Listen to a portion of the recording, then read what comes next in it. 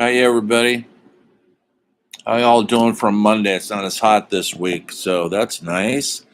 Yeah, when we're up here in Reading, when it goes below one temp beat below 100, we're all like, it's a cool day. Most places in the world think it's hotter than you know what, but not here. We're grateful it's under 105.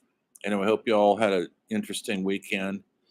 I hope you all have seen my announcement and you've looked at the assignment. Assignment number one is open right now. You're going to have to watch The Kid. I assigned that last week, the movie. Whether you choose to watch it last week, that's up to you. But I said it was going to be based on the essay. So the movie is less than an hour.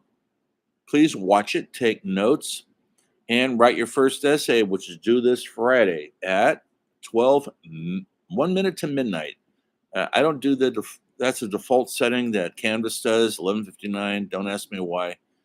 11:59 p.m., folks. Midnight is a.m. So please keep that straight. It's 11:59 p.m. Friday night.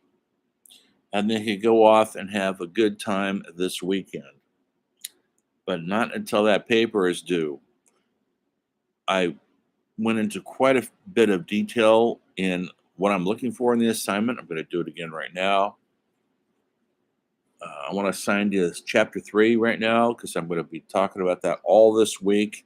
It's a lot to cover in chapter 3 because a lot of stuff was happening in the film industry, not just in America, but around the world. What was happening, but I want to talk briefly about the quiz before I go into the details of that chapter. Um, so look at chapter 3, please. Starts in about 1918, goes to 1928, which is when sound starts coming into the picture and how everything changed after that. And you think it's in a good way? Well, in a lot of ways, the film industry struggled for a long time with what to do with sound. They were used to the visual medium, and it was a big adjustment. Movies got kind of dull and boring until they figured out how to match the sound and the image in a more exciting way. Okay, so the quiz, it's not a quiz, it's essay. All right, first of all, please use MLA. Do you know what that is? If you don't, you should look it up. But it's essentially 1 inch margins, double space, New Times Roman, 12 font. You put a page number up at the top, the name of the essay, too. Essay one, The Kid, that's the essay. Make sure your name is on it, the class. A lot of people don't put their names on things. Please put your name on it and make sure it's minimally 3 pages. If it isn't, you'll lose points.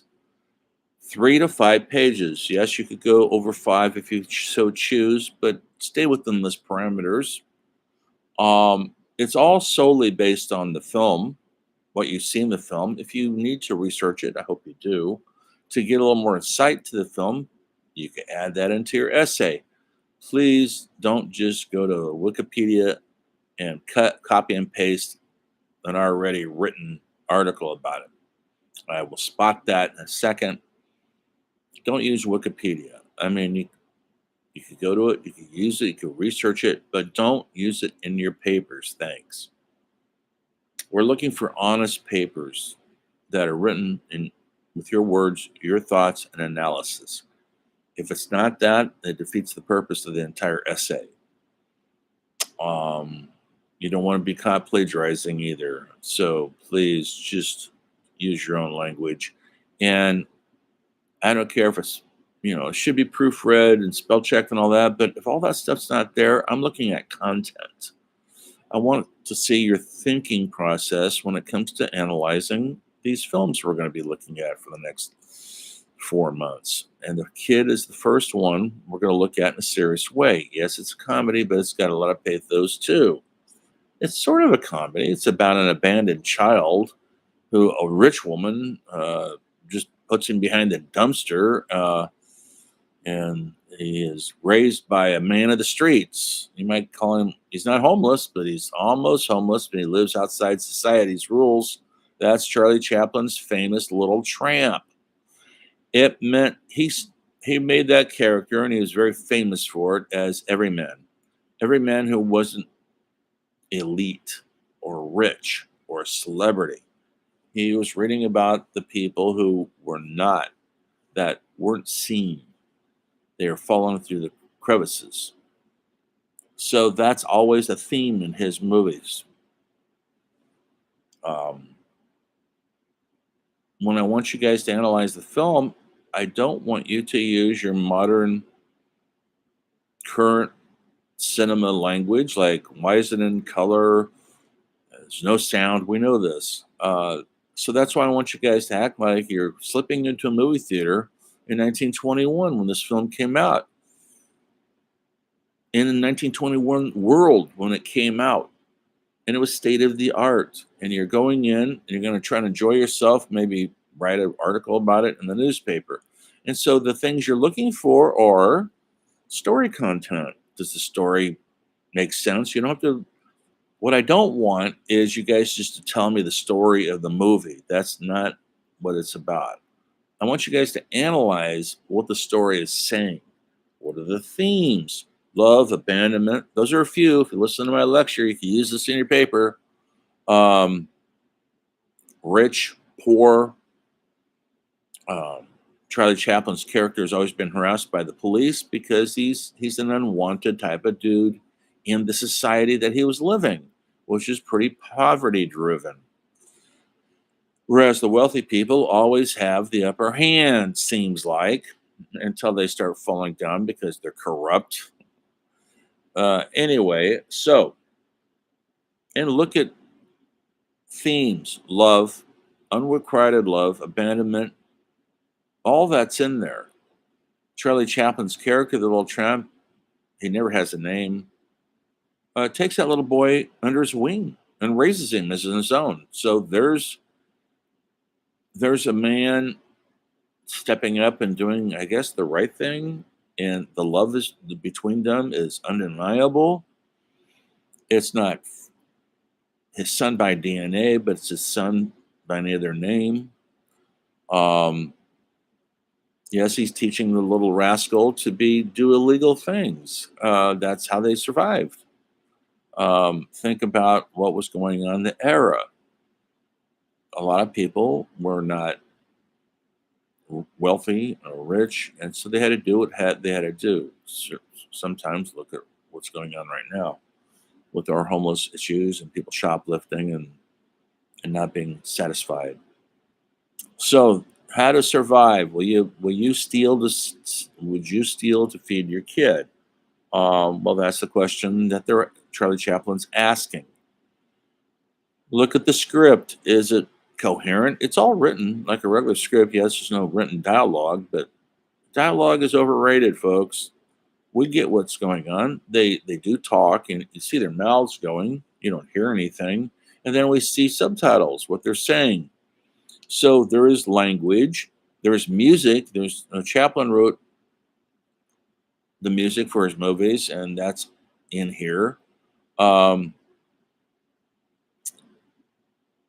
So they're not silent.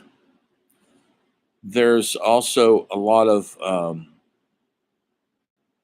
visual tricks and imagery. I mean, if you've seen it yet, he wakes up from a dream. He's in heaven. Everybody's got wings. There's some magic realism in it.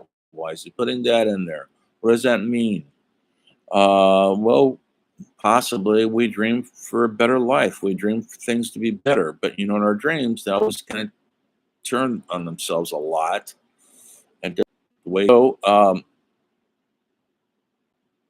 the orphanage comes and grabs the kid like it's going to be a better life for that. It's heartbreaking when the orphanage, which they're kind of mean people, grab the kid to take him to their orphanage to be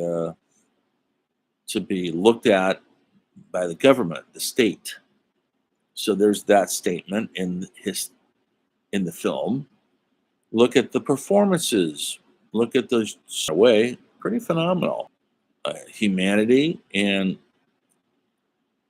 And Chaplin, here's a little piece of trivia for you. If you ever, that's right, Uncle Fester and the Addams Family, 1921 when they filmed it, was that cute little child in 1921 when they filmed it. So Chaplin directed it. How's the directing, in your opinion? Do you know anything about directing? You don't really need to know, but you need to know that a director has a vision. They tell people what to do, what he's looking for. So everything you see in front of the lens is usually put there by the director. But the lens up, and they have ultimate impact. Does he do a good job? They moved the camera that was on. They didn't have cameras weren't that sophisticated. These cameras are hand cranked.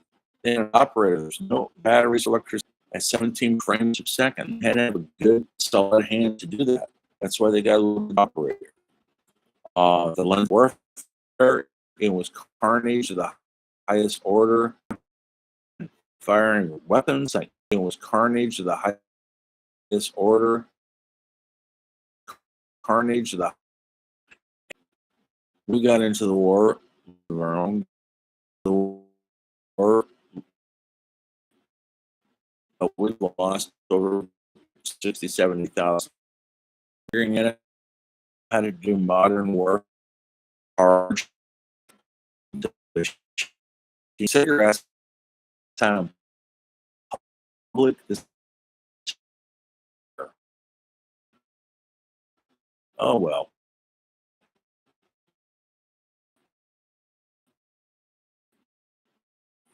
Before, before